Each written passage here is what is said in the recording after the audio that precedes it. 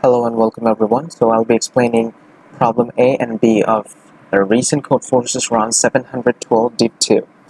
Let's talk about problem A, déjà vu. So in this problem, basically you're going to be given a string and you must insert one character, which is going to be a character small letter of character A, somewhere in the string S, and your task is to somehow make the string not palindrome. Okay, so it might happen that you have to find out the specific places where if you insert your character A, then you need to make sure that this string is not palindrome. Can you do that or not? If it is possible to do that, then the answer will be yes, otherwise no. So basically that's the problem, and I guess it was an easy one. So the way you're going to be just doing is, it doesn't matter, you don't have to go through each and every positions. You just have to check, or you just have to insert at the first position. You just have to insert character A at the first position and check whether it's palindrome or not. If it's not palindrome, then you have successfully accomplished your task. If it's not, then insert A at the last position, because only the first and the last positions is what matters in this problem to get the answer. On the other case, if you go for any middle places, it doesn't define that much. So that's pretty intuitive. I hope you get that. You just basically have to what? Basically have to check the given string. Okay, I'm given a string. Just insert let's say a string here, a bunch of characters here. Okay, just insert A here and insert A here and check whether it is palindrome or not. If it's not palindrome, yes, you have accomplished the task. The answer would be yes, otherwise no. So I hope you get that. It's a pretty intuitive. If you draw out some test cases, you will find out that it's actually only we care about the first and the last positions is all we care about in this problem. So let's take you to the code part here. There you go. Basically just simple implementation, just nothing else. This solve function is just finding out whether it's a palindrome or not. If it's not palindrome, then it's false, otherwise true. Okay, if in both cases it's still getting or giving palindrome, then I know that my answer would be definitely no. I cannot possibly do this. So I hope you get this. So the border points are the significant points that only we care about at the end of the tunnel. So let's talk about problem B. Now, inside the problem B, the name is flip the bits. Basically, in this problem, you're going to be given two strings, A and B. You have to make string A to string B by following some operations. Okay, following some operations.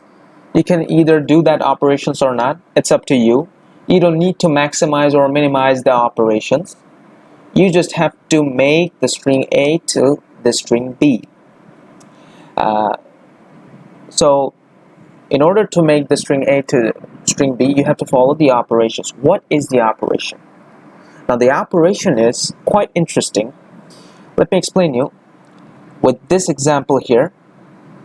What is this example? 0 1 1 1. Let's draw it here. Okay, so 0 1 1 1. Okay, 0 1 1 and 0 1 and 4 0. I guess 0 0 0 0. Now, what is the operations? The operation is you can flip a specific prefix of characters. Specific prefix of characters. Now, when you're allowed to actually flip the bits of a specific prefix, you are only allowed to do that when at a certain index the number of zeros and the number of ones are equal. Which means if you talk about this index, you know that till this index I don't have equal amount of zeros and ones. 0 is about 3 times and 1 is about 4 times, which is not equal. But so in this index you cannot apply or allow that operation to access. And what about this index? So till this index I know that my zeros are count of 4 and my ones are also count of 4, right? I hope you get that. So in a specific index, till that index, I have to fulfill some agreement, which is the count of zeros and 1 till that index should be equal. If they're equal, then what you can do is you can flip those bits. Like if I follow and allow that operation here, the prefix would change, and it will change to something like this. Every zeros is going to be replaced with 1 and every 1 is going to be replaced with 0. Okay, so that's basically the operations. So in order to pick up the operations and allow the operations to access, a specific requirement is about to you have to fulfill, which is the number of zeros and ones till that index should be equal. Otherwise it's not possible. So that's the key fact also, because it's going to give us a very big hint. And also one thing to notice is that, you will observe here, is that only the even position values, okay, only the these you can access the operations, or you can do the operations only in the even part of, or the even indexes. Why not odd indexes? Because in odd indexes you are definitely sure that I have one extra value, which means let's assume that if I could say that no, yes, this I can allow this operation here, you will find out that no, it's never possible, because the number is odd. If the number is odd, you will know that you can never divide the number of zeros and ones into two of the same values. It's not possible, because the number itself is odd. You have to put one extra values on the other hand. I hope you get that. So this is also a twisty situation, and also a very good observation if you could analyze the statement carefully. So we're only caring about the even indexes where we can allow the operations, and to allow the operations we need to do some we need to have some prerequisite, which is the number of, or the count of 1 and 0 will definitely be equal. Okay, they have to be equal. Only then you will flip the bits. Now also one thing to notice, if you flip the bits are a bit or not when they are equal, if you flip the bit, then the number of zeros and ones are remaining equal, so it doesn't matter. So now the question is, what's the solution? Now the thing is that we have to find out whether we can make the string A to the string B. Now we are considering, as we have discussed about the operation, now let's consider the fact here. Like, let's take one example, string A and string B. Now I want to make string A to string B.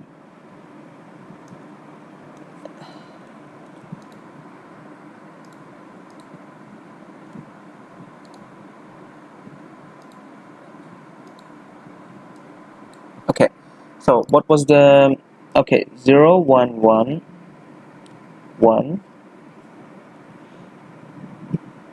0 1 0 0 0 0. Okay,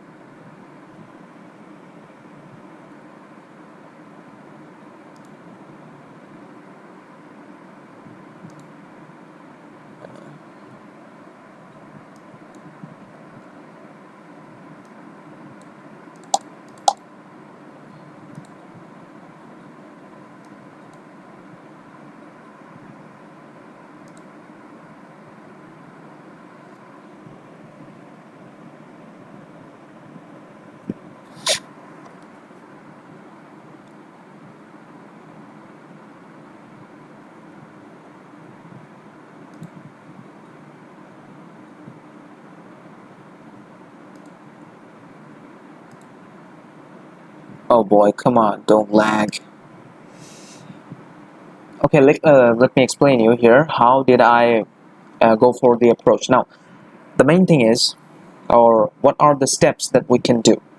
Now listen carefully. We have to make string A equal to string B. Now, in order to do that, we have to compare the characters, right? For each and every characters. Now, the first thing that we're going to be doing is we're going to be trying to find out what are the indexes that I can do my operation, because I know that in order to make that operation I have to do some prerequisites. So by checking the prerequisite, I will try to fix the positions that are required to allow the operation to access. Now those, okay, did it come? Oh, come on, don't do this.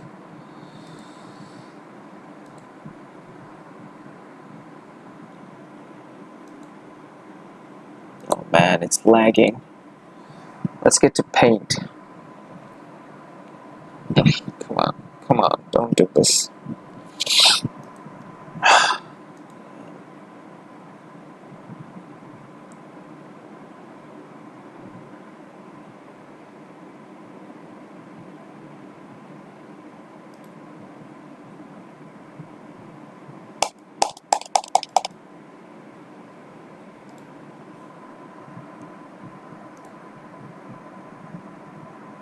Oh, come on, man, please. Don't get lag. Damn it. Gotta go to paint. Where's my paint? There you go. Paint is here. And let me explain you how I actually approach that problem. Very interesting observation here. So okay. Let's increase the font a bit. That's gonna work. Okay. So let's think about two indexes right here. 1, 2, 3, 4, 5, 6. Okay. 1, 2, 3, 4, 5, 6, 7. Okay. Also 1, 2, 3, 4, 5, 6, and 7. Now, what will I do? I will check the indexes. First, I will try to find out the indexes where I can allow my operations to access. But this is one of the indexes. Let's assume that I found. Okay, it's going to be even. So let's say that this is one of the index, and this is one of the index here. This is string A and string B. Now I want to make string A equal to string B, and these are the indexes where I can only allow my operations. Now what I did, now the first thing is when it's not gonna happen. Okay, so the basic observation is I will create several groups of these operations. How? Now, you know that there are two indexes where I can do the operations, which means there are two groups where I can allow the operations.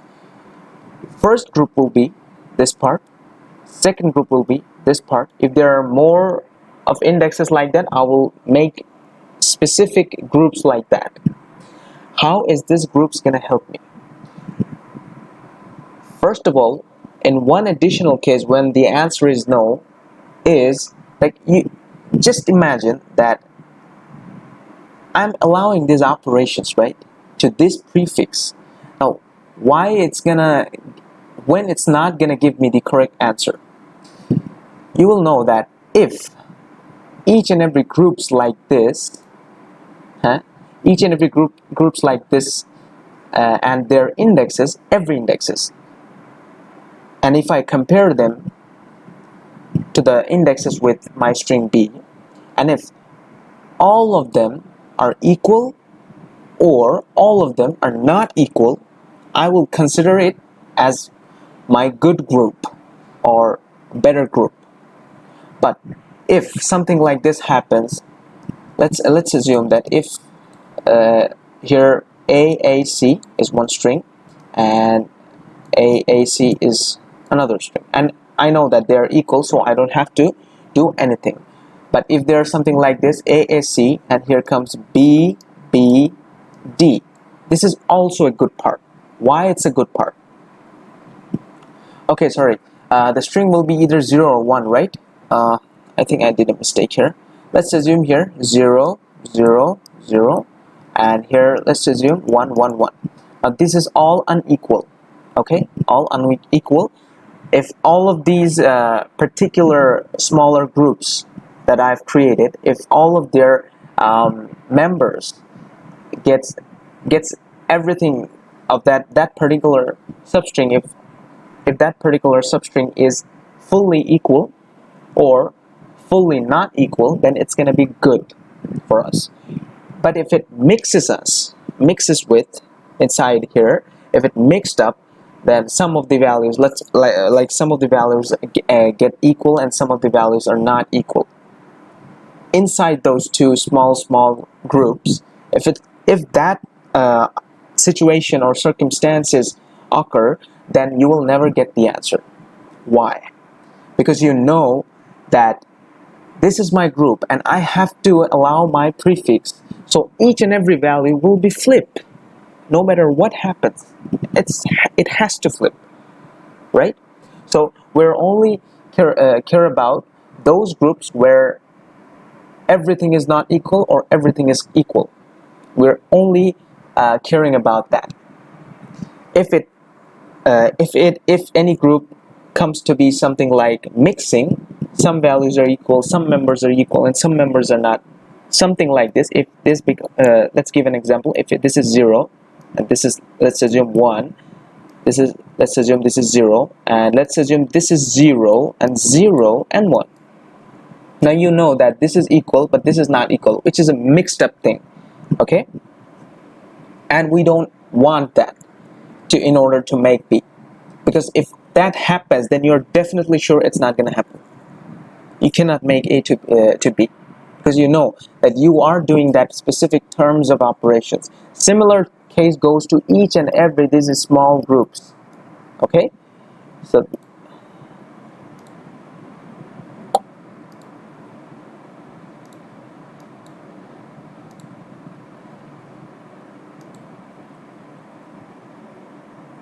come on, it's lagging again.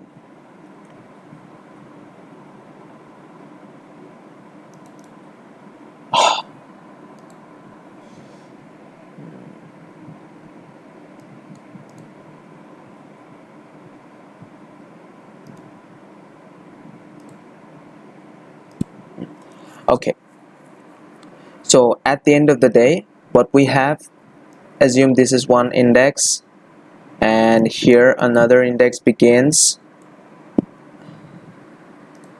Sorry for that.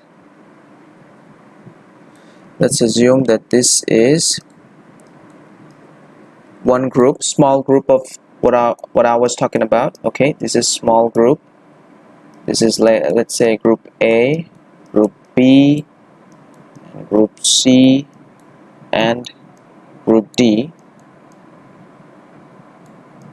Remember, what are these groups? These groups, they define that, okay, till that index I can allow my operations to access. Okay, so for each and every these type of groups, we will consider if that that condition meets with the result, or if it does not meet, then the answer is going to be no.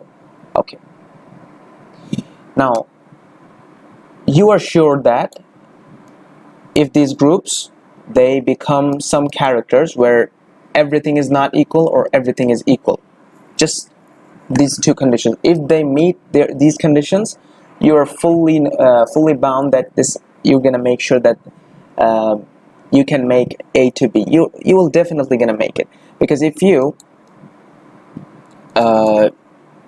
allow your operation, let's assume that in this group nothing is equal.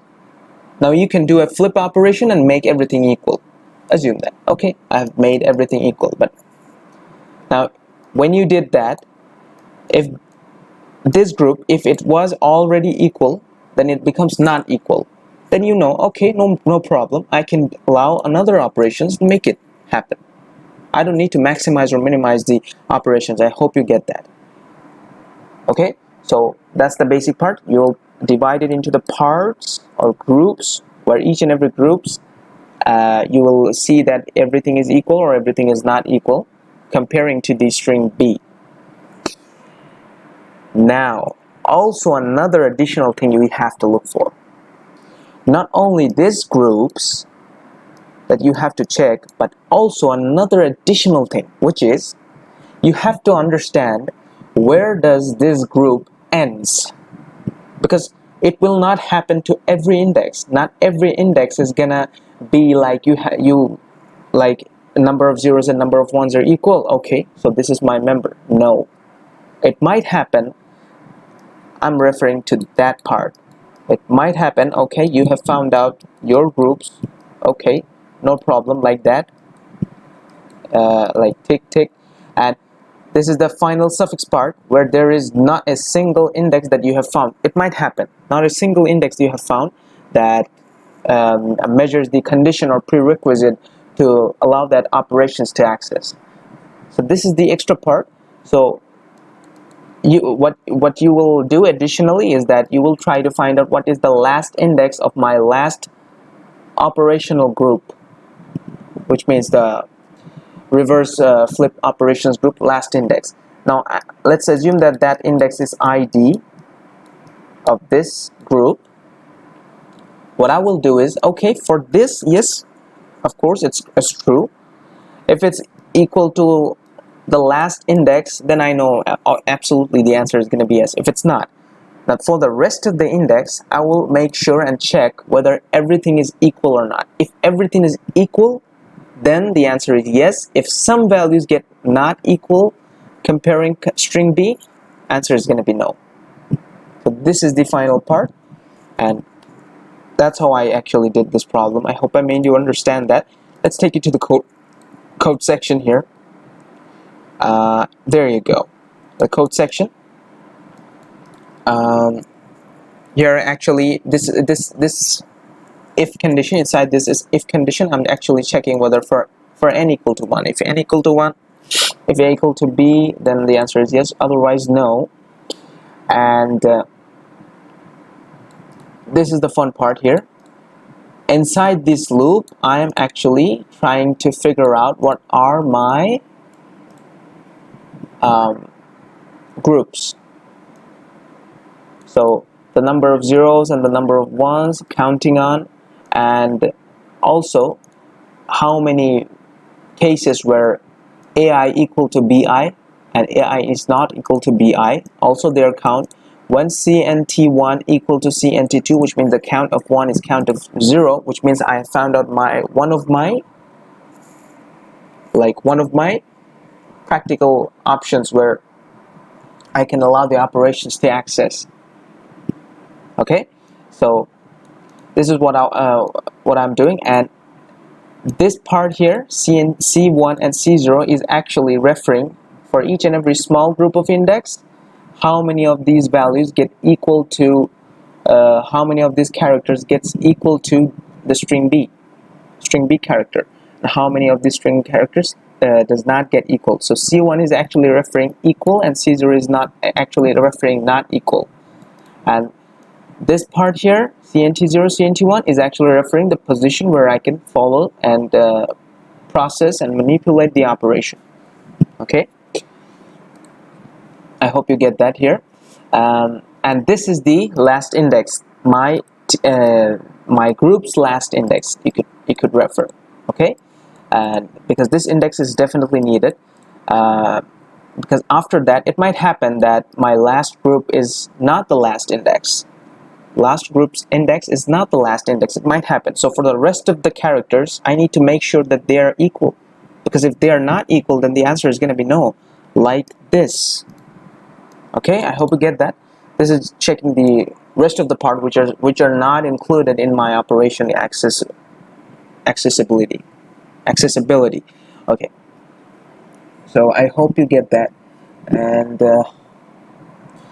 Okay, so I hope I made you understand that. Till next time, goodbye.